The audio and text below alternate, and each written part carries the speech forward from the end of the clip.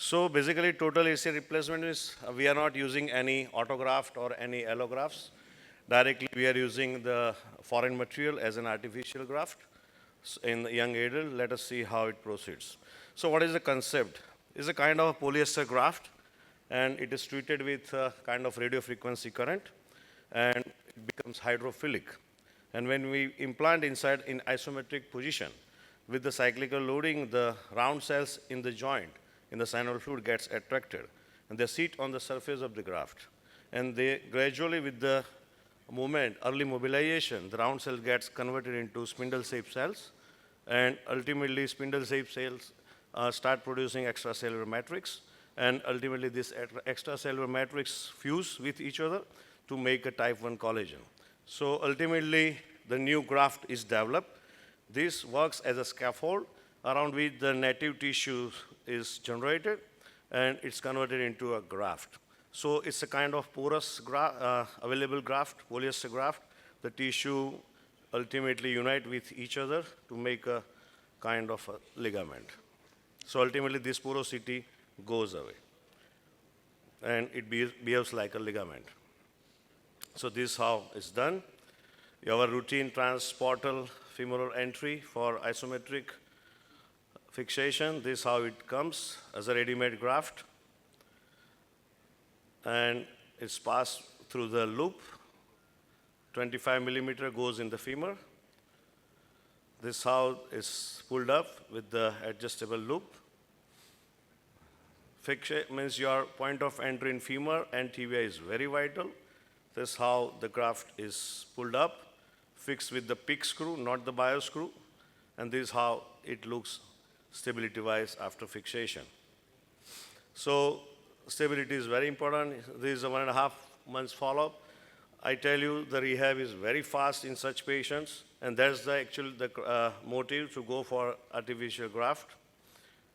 Because in routine ACLs, you don't get such fast rehab with the autografts.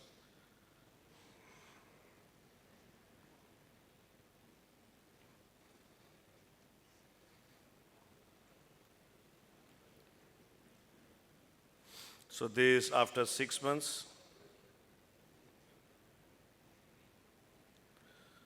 18 months follow-up.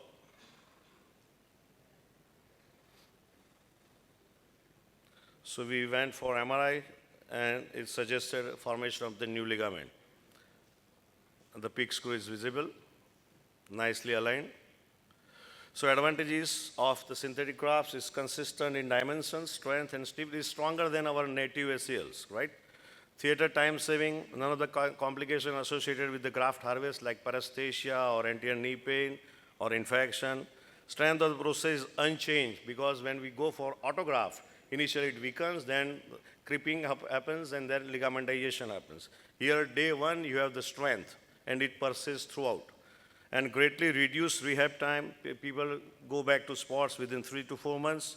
No risk of disease transmission like in allografts, and especially useful in multi-ligament. We are able to finish multi-ligament in 1 to negative time. So these are the qualities. It comes in a tubular form. It can accommodate hamstring graft also if one is not sure of it.